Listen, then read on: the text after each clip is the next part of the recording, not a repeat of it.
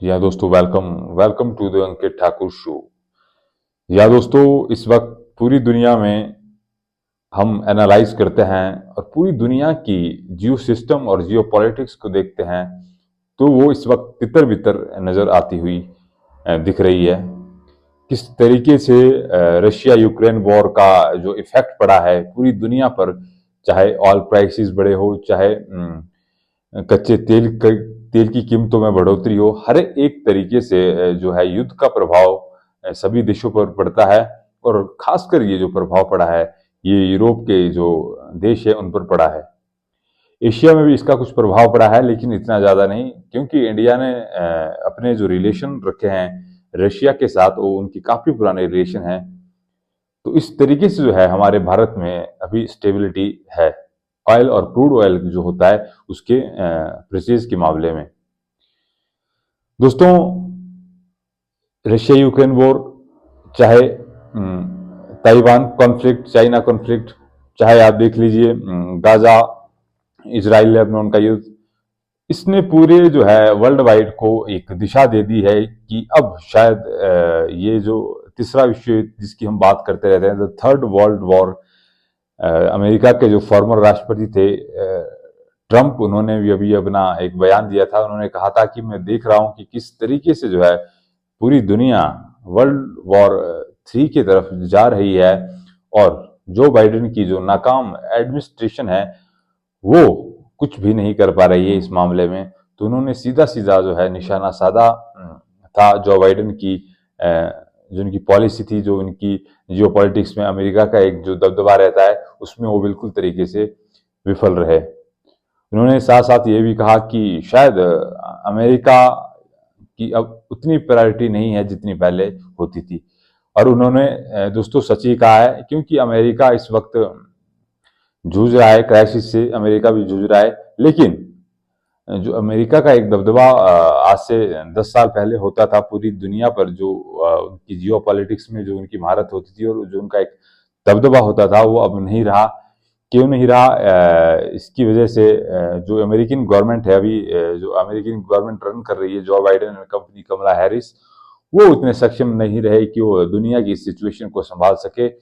और जिस तरह से आप देख सकते हैं कि टर्की ने भी अब, जो तुर्की देश है उसने भी अब अमेरिका से रास्ता फेर लिया है और वो भी धीरे धीरे अब जी जो 7 और G20 समिट होता है उससे अपना रास्ता काट रहा है। और ब्रिक्स जो इन 5 देशों का अलाइज है, India, India, Russia, China, Brazil और साउथ अफ्रीका, उनके साथ मिलकर अब नई करेंसी को पैदा करने की कोशिश कर रहे हैं ये सारे एशियन और मिडिल ईस्ट के देश।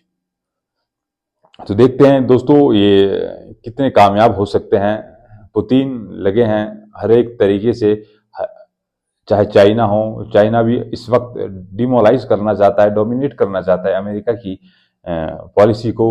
जितनी भी उसकी पॉलिसी है, चाहे यूएन ले लीजिए, अमेरिका का बनाया हुआ है यूएन, कहते हैं कि वो संगठित देशों का बनाया है, लेकिन जो मेन इसके पीछे जो कारण रहा है यूएन बनाने का, वो अमेरिका द्वारा ही बनाया गया है। और जितने भी G20 G7 ये समिट होते हैं ये सब अमेरिका द्वारा ही स्थापित किए गए हैं। अब पुतिन और शी जिनपिंग चाहते हैं कि हम पूरी तरीके से जो है डॉलर का डिवैल्यूएशन करें, डॉलर को उखाड़ फेंक कर वहाँ एक नई वर्ल्ड करेंसी का उपयोग करें जिसमें हम लेन देन और बिजनेस के तरीकों से सहायता कर सकते हैं एक दूसरे के देशों की।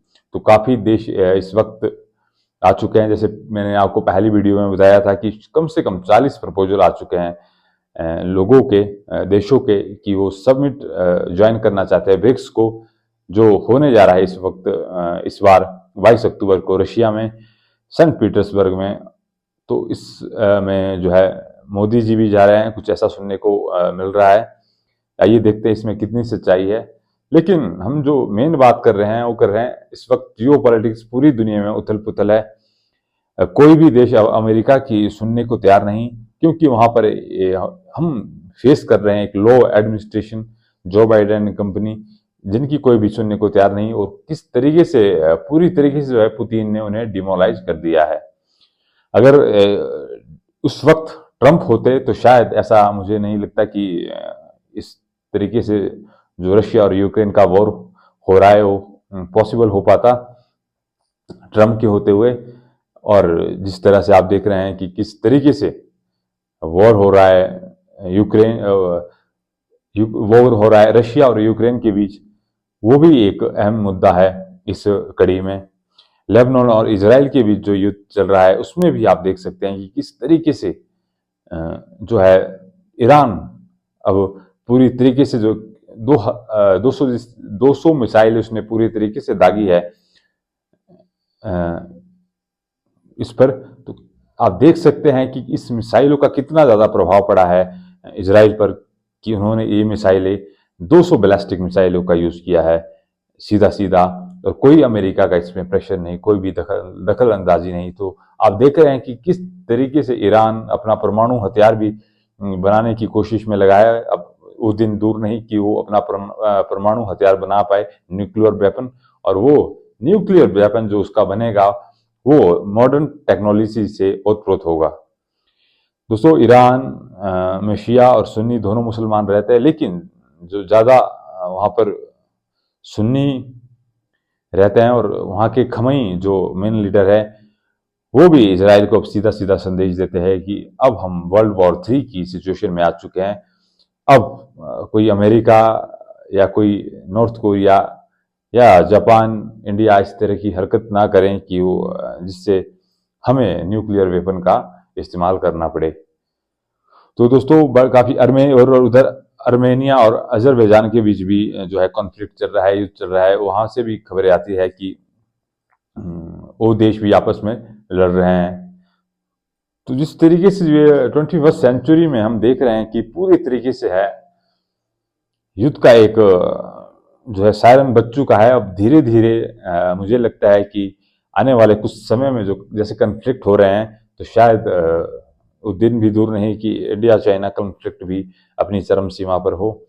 और साथ में जस्टिन ट्रूडो ने भी कहा है, जो अभी कनाडा के प्राइम मिनिस्टर है, उन्होंने कहा है कि जो इंडिया में जिस तरह से निंजर की हत्या की थी वहाँ पर कनाडा में खालिस्तानी की, तो उसके बारे में उनका कहना है कि इंडिया वन नेशन है, एक देश है, हम खालिस्तान का बिल्कुल भी सपोर्ट नहीं करते हैं। जस्टिन ट्रूडो ने सीधा सीधा साफ साफ शब्दों में ये कहा है, और भारत सरकार और जो विदेश मंत्रालय है वो इस खबर पर अपनी नज़र बनाए रखे हुए हैं, क्योंकि अभी इलेक्शंस होने हैं कनाडा में। तो इस तरह की जो है सिंपैथी अब जस्टिन ट्रूडो की तरफ से भारत के लिए देखने को मिल रही है। उन्होंने साथ साथ ये भी कहा है कि शायद भारत की कुछ जो जिस तरीके से भारत ने उन्हें शरण दी थी उन टेररिस्टों को, तो उसमें भी भारत कुछ हमारे साथ सहयोग बरतेगा, ऐसा कनाडा के जो पीएम है जस्टिन ट्रूडो, उन्होंने साफ साफ कहा है। तो इस तरीके से दोस्तों पूरी दुनिया में है युद्ध के हालात बन चुके हैं और युद्ध का सायरन बन चुका है। आप देख सकते हैं कि कुछ आने वाले कुछ ही समय में शायद ये युद्ध और जोर से हमें देखने को मिलेगा। कई कंट्रियाँ इसमें इन्वॉल्व होगी, जैसे कि Russia, Germany, France, America, China, India. धीरे धीरे शुरुआत हो रही है वर्ल्ड वॉर 3 की, और ये हमें अभी देखने को भी मिल रहा है। काफ़ी ज़्यादा कन्फ्लिक्ट हो रहे हैं और सरकारें गिर रही है, और स्टेबिलिटी जो है पूरी दुनिया में अभी हाल फिलहाल में हमें कहीं भी देखने को नहीं मिल रही है। तो दोस्तों, आज का जो हमारा मेन मुद्दा था वो था कि पूरी दुनिया में पॉलिटिकल इंस्टेबिलिटी, कोई भी राजा नहीं है इस वक्त जैसे पहले अमेरिका हुआ करता था। अब किसी का भी ऐसा दबदबा नहीं है, सब अपने लिए अपने अपने तरीके से वर्ल्ड को रन कर रहे हैं, चाहे वो इंडिया हो, चाहे पाकिस्तान, चाहे रशिया, चाहे चाइना, सब अपने अपने प्लेयर्स हैं, सब अपनी अपनी गेम्स खेल रहे हैं। तो आइए देखते हैं कि न्यू वर्ल्ड ऑर्डर में क्या अमेरिका अपना परचम लहरा पाएगा, ये तो समय ही बताएगा। लेकिन इस वीडियो में आज इतना ही। मिलते हैं एक अलग और इन्फॉर्मेटिव वीडियो में, तब तक के लिए धन्यवाद।